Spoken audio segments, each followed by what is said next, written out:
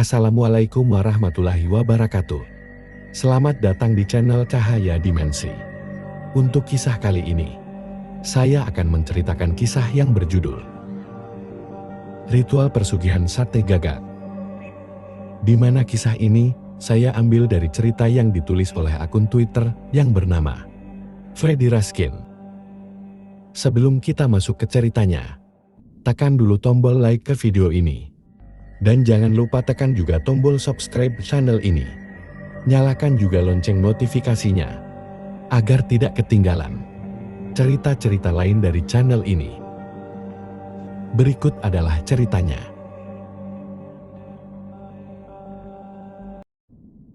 Cerita ini aku dapat setelah berbincang dengan salah satu juragan bisnis kuliner. Karena penasaran, aku mencoba menanyai apa resepnya sehingga bisa sedemikian sukses. Ternyata alurnya cukup panjang. Selain perjuangan keras tentunya, ternyata ada cara yang tidak biasa yang dia lakukan. Tahun 2014, rumah tangga yang dibangun Wardoyo dan istrinya Sasmi terasa semakin panas. Di usia pernikahan mereka yang ke-6, hubungan Wardoyo dan mertuanya terus bermasalah. Puncaknya ketika Wardoyo dan Sasmi harus rela tinggal di rumah bagian belakang. Selama ini Wardoyo memang tinggal bersama mertuanya. Pekerjaannya sebagai buruh serabutan membuatnya masih belum mampu membeli apapun. Hanya sebuah TV tabung bekas yang sekarang terpasang di dalam kamar yang bisa dibelinya. Kondisi semakin parah saat Wardoyo terkena penyakit hernia. Istrinya yang awalnya masih kuat tinggal dengan Wardoyo, lama-lama mulai menjauh. Selain tidak mampu mengatasi urusan ranjang, Wardoyo juga tidak bisa bekerja lagi. Sayup-sayup, Wardoyo pernah mendengar laporan dari salah satu tetangga jika Sasmi pernah ketahuan jalan dengan pria lain. Kamu keluar sama siapa, Dad? Kok aku dengar kamu keluar dengan pria lain?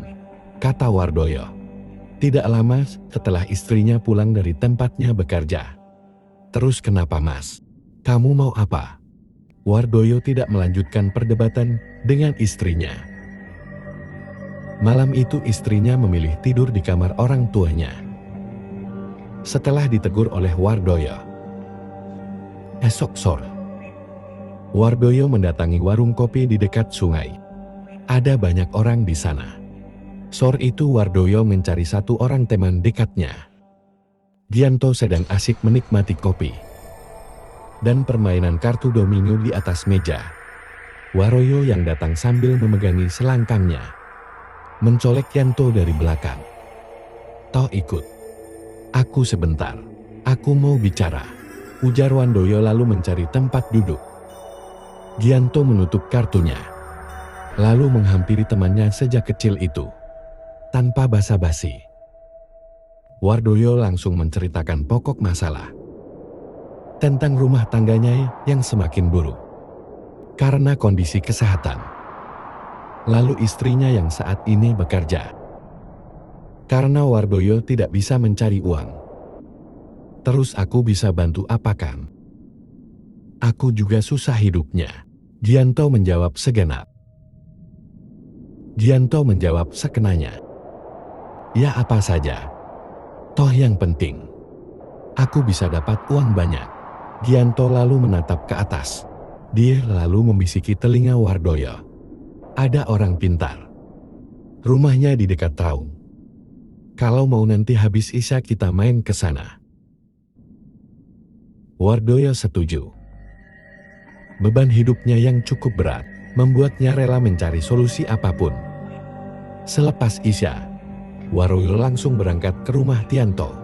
Sengaja dia tidak berpamitan kepada penghuni rumah, karena yakin tidak ada yang menunggunya. Sesampainya di rumah Gianto, Wardoyo langsung mengetuk jendela kamar, memberi sinyal pada Gianto jika dirinya sudah datang. Gianto yang mengetahui kedatangan Wardoyo lalu meminjam motor milik keponakannya. Rumah Ki Karmono berada jauh di dusun terakhir kaki Gunung Raung. Motor GL tua yang ditumpangi Gianto dan Waroyo terseok-seok di jalanan berlumpur. Ketika melewati hutan karet, masih jauh toh. Wardoyo membisiki telinga Gianto yang tengah fokus menyetir. Sebentar lagi, setelah tanjakan, ada pohon bendu kembar. Sudah dekat, sahut Gianto. Bunyi burung cekakak menyambut kedatangan Wardoyo dan Gianto. Ketika mendekati pohon bendo kembar, mata Waroyo menatap ke kanan dan ke kiri.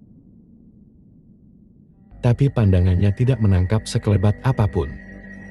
Padahal dia merasakan seolah ada banyak orang yang sedang berdiri di sekitar pepohonan. Sudah sampai. Tunggu di sini dulu. Aku masuk dulu. Nanti aku panggil. Gianto memarkir motornya di sebuah pagar kayu yang terbuat dari dahan kelor. Wardoyo menurut dan menunggu di atas motor. Gianto lalu berlari ke arah sebuah rumah yang ada di tengah sebuah pemukiman kecil. Ada 5 rumah yang berdiri dengan posisi melingkar. Satu rumah berdiri di tengah dengan ukuran paling besar dari rumah lainnya. Mau kemana, Pak? Waroyo tiba-tiba dikejutkan dengan kehadiran seorang anak kecil yang bertanya kepadanya. Anak itu memiliki tubuh yang dekil, dengan rambut panjang yang disasak. Mau ke Ki Karmono? Nak Wardoyo menjawab dengan terbata. Anak itu mengangguk, lalu berlari ke arah pinggiran kebun yang tampak gelap. Kamu tak panggil dari tadi? Pok diam saja yo. Wardoyo kembali dikagetkan dengan Gianto yang tiba-tiba sudah berdiri di hadapannya. Sialan tadi. Anak kecil sekarang kamu yang mengagetkan aku. Wardoyo menyahut sambil mengikuti langkah Gianto. Seperti sudah terbiasa, Gianto langsung masuk ke dalam rumah yang berada di tengah pemukiman. Di ruang tengah, sudah ada seorang pria berusia 50-an tahun, duduk di kursi penjalin dengan hiasan udeng di kepalanya. Pria itu tersenyum, lalu mempersilahkan Wardoyo dan Gianto duduk di depannya. Wardoyo melirik sekeliling ruangan. Rumah itu mirip dengan bangunan pedesaan era 70-an. Ada satu set kursi penjalin di ruang tengah, dengan sebuah dipan kayu di sebelahnya. Yang tampak mencolok adalah beberapa keris yang dipajang di atas semua pintu rumah. Duduk nak. Ki Karmono kembali meminta Wardoyo untuk duduk. Tidak lama, istri Ki Karmono keluar membawa 2 gelas kopi dan secangkir teh panas. Wardoyo lalu menceritakan permasalahan hidupnya kepada Ki Karmono. Semua hal yang selama ini mengganggunya diceritakannya sedetail mungkin. Ki Karmono mengangguk, kemudian beranjak masuk ke dalam kamar.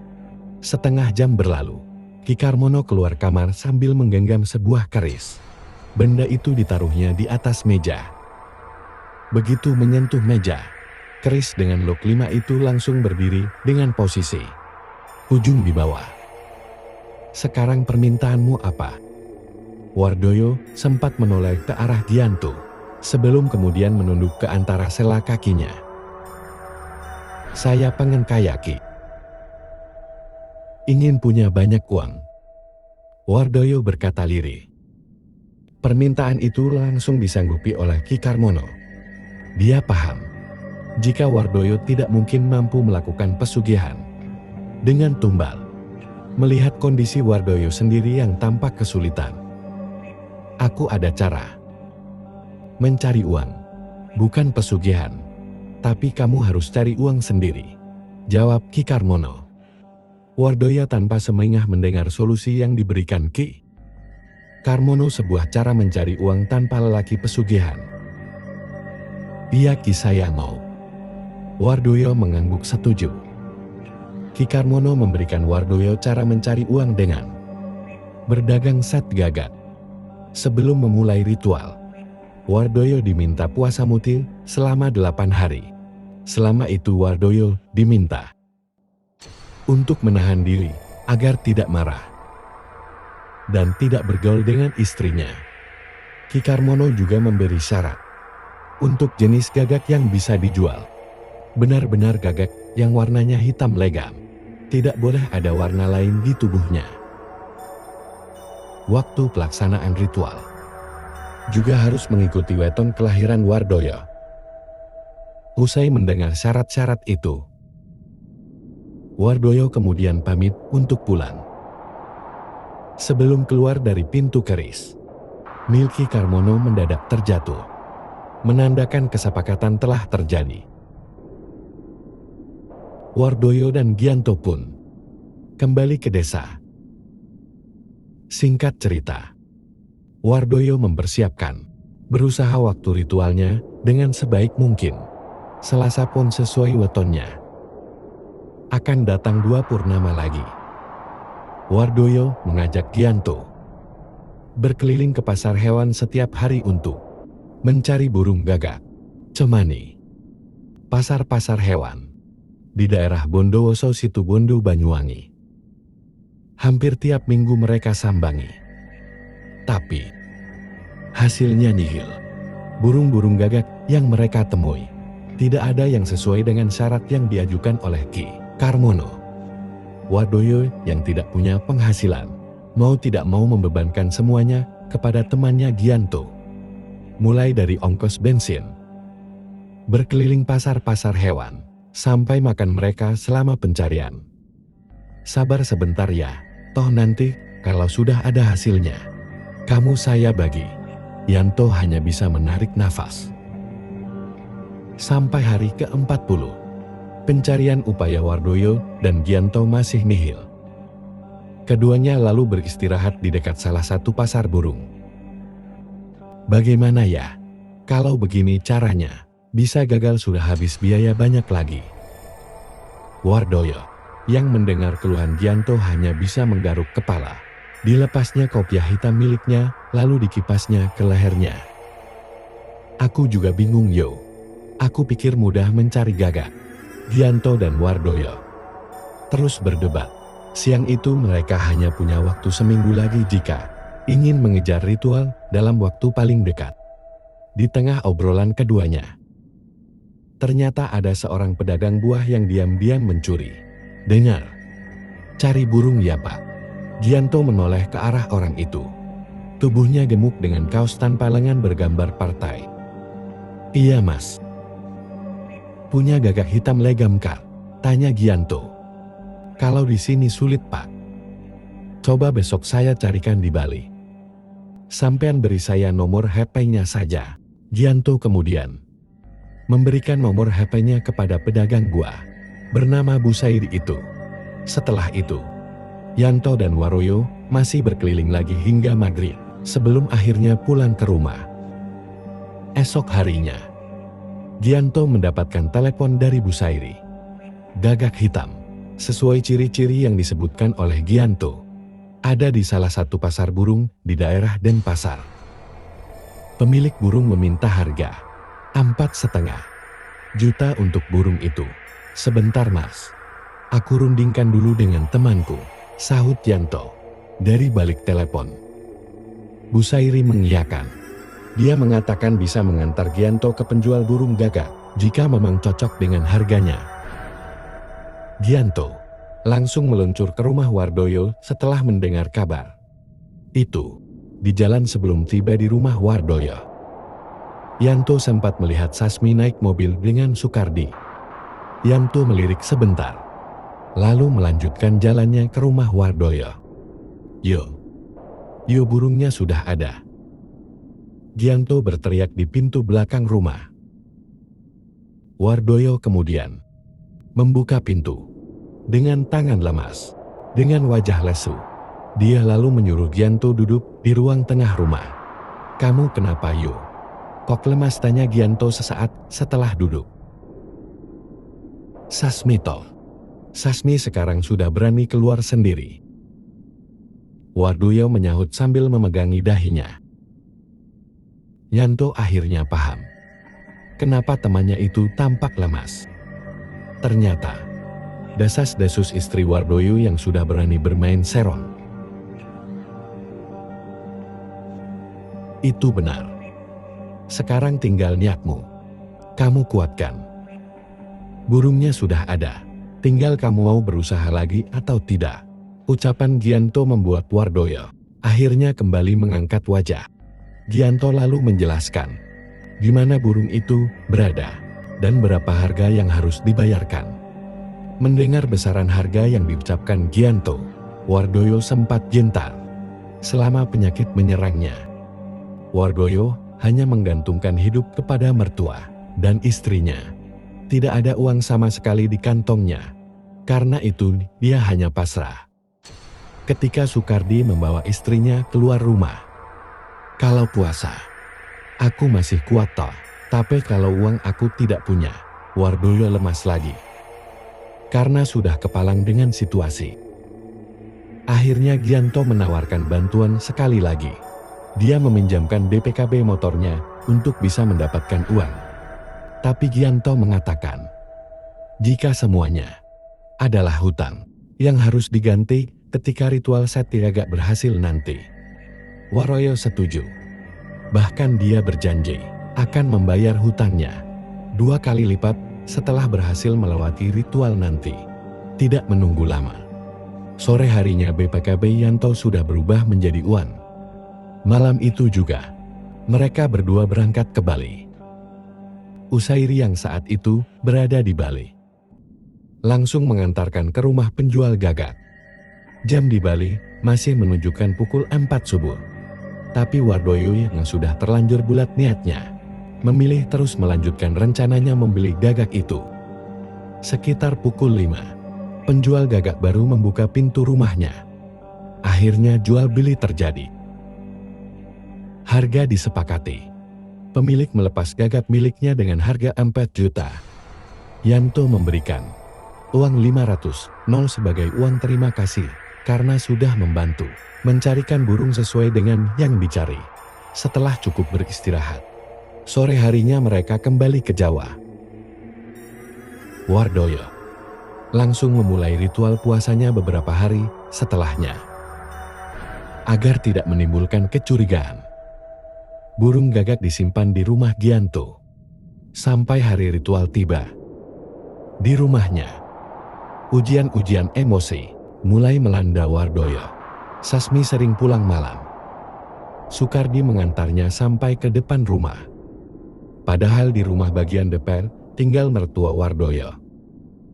Tapi karena kedua mertuanya seolah menyetujui Sasmi dan Sukardi, mereka tidak pernah menegur. Wardoyo ingin marah, tapi dia tidak bisa apa-apa. Pendek cerita, Wardoyo akhirnya berhasil menyelesaikan puasanya. Tibalah malam ketika dia harus mulai berjualan sate gatot. Sesuai pesan Ki Karmono, Wardoyo harus mencari tempat yang jauh dari pemukiman dan angker. 8 tusuk sate gagak mentah disiapkan Wardoyo di dalam kresek. Tidak lupa dia membawa selembar uang 50.000 sebagai contoh dalam perdagangan nanti.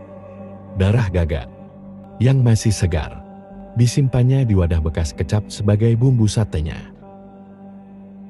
Sekitar pukul 10 malam, Wardoyo mulai berjalan keluar dari kampung.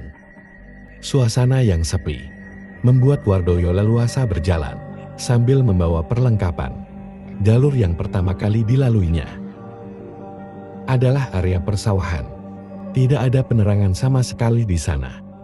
Cahaya bulan, remang-remang, dan cahaya lampu dari korek api yang menjadi penerang perjalanan Wardoyo.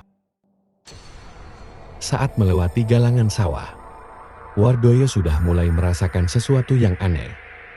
Langkah kakinya seolah diikuti banyak langkah kaki, padahal tidak ada orang lagi di belakangnya. Wardoyo mempercepat langkah kakinya. Bunyi besi bakaran sate bergesekan nyaring ketika Wardoyo mulai berlari. Di ujung area persawahan, ada sebuah sungai kecil yang dikelilingi pepohonan nangka. Setelahnya ada jalan menanjak menuju sebuah pemakaman kuno. Kaki Wardoyo berjalan perlahan melewati sungai selebar 3 meter itu. Airnya hanya setinggi betis. Tapi gelapnya jalan membuat Wardoyo tidak berani gegabah. Apa itu? Apa itu? Apa itu Embulu Kuduk? Wardoyo berdiri. Ada suara anak-anak kecil yang seolah muncul dari balik kegelapan. Langkah kaki kembali dipercepatnya.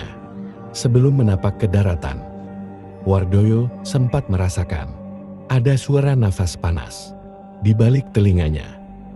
Wardoyo langsung berusaha berlari lebih cepat. Hingga akhirnya tempat berjualan yang dituju Wardoyo mulai terlihat. Ada sebuah pondok kecil yang di tengahnya ada sebuah makam kuno. Wardoyo berencana berjualan di sana. Sesuai perintah Ki Karmono, Wardoyo melepaskan semua bajunya sejak 7 langkah sebelum tiba di lokasinya. Besi pembakar sate digelarnya di dekat makam. Ditatanya arang ke dalam besi itu, lalu mulai dibakarnya sate gagak yang dibawanya. Sambil membakar sate, Wardoyo menuangkan tetesan darah gagak ke atas set, seolah menjadi bumbu sate yang dijualnya. Asap dari arang mulai membumbung di sekitar makam kuno. Sate-sate. Ayo, siapa yang mau beli sate? Kata Wardoyo sambil gemetar. Sebenarnya ketika saat pertama dibakar, Wardoyo sudah melihat ada sesosok makhluk yang berdiri melihatnya. Karena posisinya jauh, Wardoyo tidak bisa melihat dengan jelas sosok makhluk itu. Perlahan sosok itu mulai mendekat ke arahnya. Bau harum tercium di antara kuatnya bau asap. Tangan Wardoyo kembali gemetar. Jelas-jelas belum pernah seumur hidupnya dia berurusan dengan bangsa lembut. Sosok itu semakin mendekat. Sampai kira-kira jaraknya 15 meter dari Wardoyo. Mendadak suasana menjadi sunyi. Tidak ada suara kodok atau jangkrik yang tadi sempat terdengar rem-rem. Semuanya sepi. Lalu perlahan, suasana di dekat makam kuno menjadi terang. Tanah yang diinjak Wardoyo menjadi sebuah tel dengan warna tulang. Tiba-tiba, di depannya sudah berdiri sosok perempuan berambut panjang. Wanita itu menggunakan baju dengan warna keemasan. Tidak ada sepatah kata pun yang keluar dari mulut wanita itu. Wardoyo sempat termenung menatap wanita yang ada di depannya. Begitu tersadar, Wardoyo langsung menawarkan sate gagak yang dijualnya. Dia juga menunjukkan harga satu tusuk sate itu dengan selembar uang 50.000. Harganya ini. Tapi banyaknya harus seperti ini. Wardoyo menunjukkan sebuah kardus kosong bekas sepatu. Wanita itu mengangguk. Tidak butuh waktu lama. Kardus sepatu yang dibawa Wardoyo penuh sesak dengan uang 50 ribuan. Mata Wardoyo mendelik. Melihat tumpukan uang di hadapannya, tangan Wardoyo meraba lembaran uang yang ada di dalam kardus. Itu semuanya asli. Wanita yang ada di hadapan Wardoyo kembali tersenyum. Sate-sate yang masih tersisa di atas besi bakaran tiba-tiba menghilang. Ada tangan-tangan berjari panjang yang muncul dari bawah dan mengambil sate-sate itu, lalu menariknya ke bawah. Wardoyo mundur, ketakutan melihat tangan yang muncul tiba-tiba itu. Setelah sate habis, tiba-tiba suara khas perbukitan kembali muncul. Suara sahutan kodok terdengar, dibarengi dengan gesekan dedaunan yang terdorong oleh angin. Suasana kembali gelap seperti sedia kala. Wardoyo sempat melihat langkah perempuan pembeli sate gagak yang berjalan menuju batu besar di bukit. Kakinya terlihat tidak menapak tanah. Wanita itu lalu menghilang bersama dengan kabut. Tepat sebelum azan subuh, Wardoyo sudah tiba di rumahnya dengan memeluk ribuan lembar uang 50 ribuan. Hari itu juga, Wardoyo melunasi hutang-hutangnya kepada Gianto. Wardoyo masih menjalankan ritual itu beberapa kali setelahnya. Mungkin hal itu yang membuatnya menjadi cukup kaya seperti saat ini. Tapi entahlah, setelah kondisi ekonominya membaik, Wardoyo bisa membeli rumah dan toko untuk usahanya. Dia tetap beristri dengan Sasmei. Tapi Wardoyo juga menikahi wanita lain. Dengan uangnya, Wardoyo bisa mengobati penyakitnya. Kabarnya, Gianto juga sempat mengikuti jalan yang ditempuh Wardoyo, tapi gagal. Karena ketakutan saat bertemu para pembeli sate gagak. Sekian untuk cerita kali ini. Semoga apa yang sudah saya sampaikan dalam kisah ini dapat dijadikan pelajaran. Ambil sisi baiknya dan tinggalkan yang buruknya, demi kebaikan untuk kita semua. Wassalamualaikum warahmatullahi wabarakatuh.